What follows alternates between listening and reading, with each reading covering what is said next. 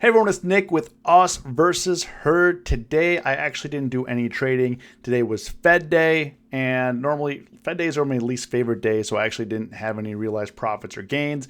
Clove did run up pretty nice. Airbnb ran up pretty nice for my portfolio, so kind of just sitting and waiting on those. If you made money today, comment below, got paid. If you lost money today, comment below, learned a lesson. And if you could do me a big favor, hit the like button for the YouTube algo. Helps out the content, pushes it out there. So I definitely appreciate you for hanging out with me every day, watching this channel. I'm gonna get into some of there's a lot of news, a lot of earnings. Let's get into it right now. Biden is going to be, so just be mindful. I said it yesterday. Biden is going to be on at 9 p.m. Eastern time addressing the nation of his tax plan. Now, the tax plan, we kind of got a glimpse. He did unveil today the Americans Families Plan. I'm not going to go through it here. This is the all the plans that he intends to do. I mean, it is super lengthy, but you can go through it on your own time and see what he does. But how is he going to pay for it? How is he going to pay for the American Families Plan? Well, first off, he's going to be to pay for the new programs. The administration proposes raising the top income tax rate to 39.6% from 37% for households making more than $1 million. Mr. Biden would also raise the top rate on capital gains and dividends to 39.6% from 20%, including existing payroll and investment taxes, each 3.8%. The top rates on wages and capital gains would reach 43.4%, up from 23.8%. He also would expand the 33.8% tax to some new types of income that doesn't currently cover.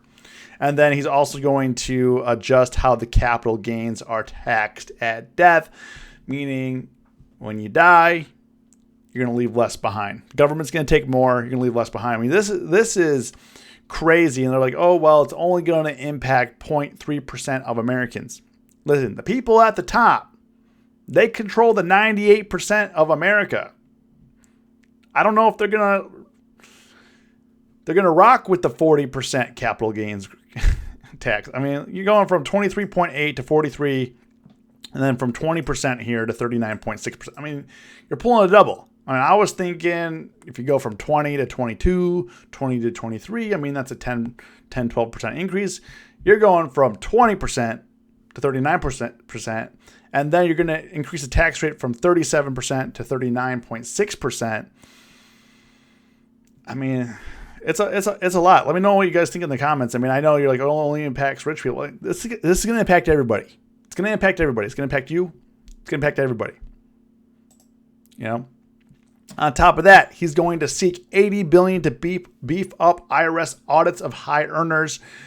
So it's going to be an effort that they believe they can recover $700 billion over the next decade for high earners, people that are making, and I think what they mean by high earners are people like over 400,000, people over $1 million, stuff like that. They're saying here.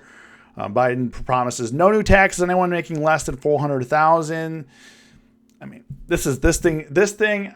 I mean, this thing's gonna be a mess. Okay, it's gonna be a mess. It's gonna be tough. It's gonna be a mess. I don't know what's gonna happen, but I don't know if I'm gonna be trading futures tonight. But I mean, it's going to be insane. So Biden's gonna unveil that.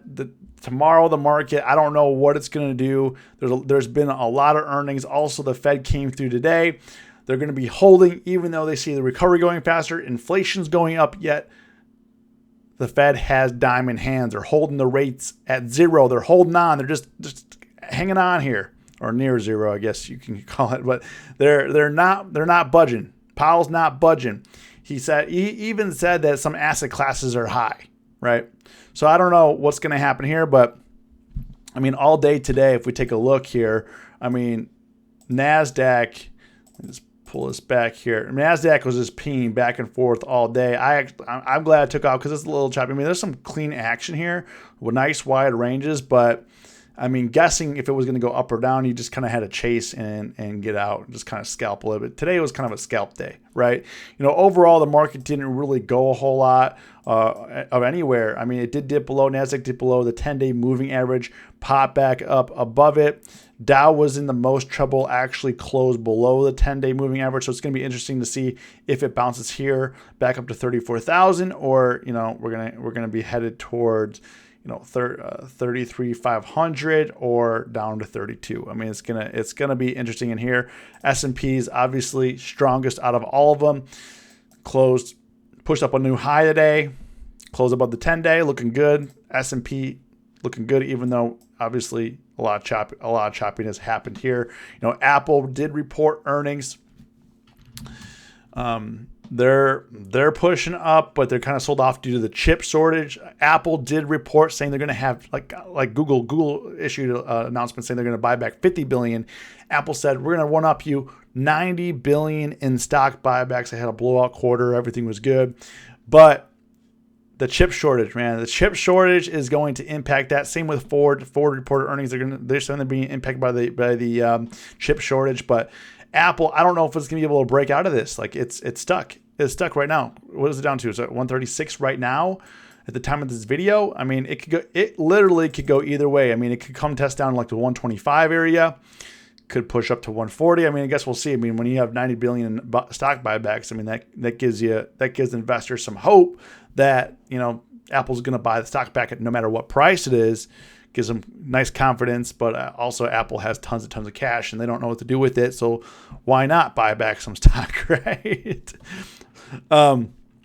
Facebook also had their revenues were up 48%. However, user growth was not up to expectations. But because of revenue, I mean, they busted to the upside right now, is at 326, hitting a new all-time high for Facebook right now if the market would open. Now we'll see if it holds. We'll see. I mean, there's a lot that has to happen within the next 12 or so hours because we're going to have Biden come on. We're going to be discussing his tax plan. And last time the news came out, I mean, I don't know. I mean, I'm just gonna be playing it low and slow tomorrow in the market because I don't know if this thing is going up. I don't know if it's going down. We'll see how futures are tonight. Try to get a feel of what's going on. Crypto's been ripping. However, for people that are trading crypto right now, SEC delayed the Bitcoin decision of approving the Bitcoin ETF, so that's gonna be delayed. However, just keep in mind May 3rd. Bitcoin micro futures are coming to market. So if you trade futures, that's exciting because the margin requirements and everything for the Bitcoin futures super high, obviously due to volatility and pricing. But micros May 3rd are coming out for futures for Bitcoin. So kind of see how it goes. I mean, we're gonna have some mixed results. I mean, we got Apple's fading on the chip shortage, Facebook remaining strong, NASDAQ remaining strong right now. I mean, just the whole thing. I don't know which way we're gonna go, but I hope that you didn't lever too much. You're following the advice and just keeping risks small and just going at it and being safe. So. If you watch this video to the end, comment, watch to the end. As always, stay safe, stay green. It's us versus herd.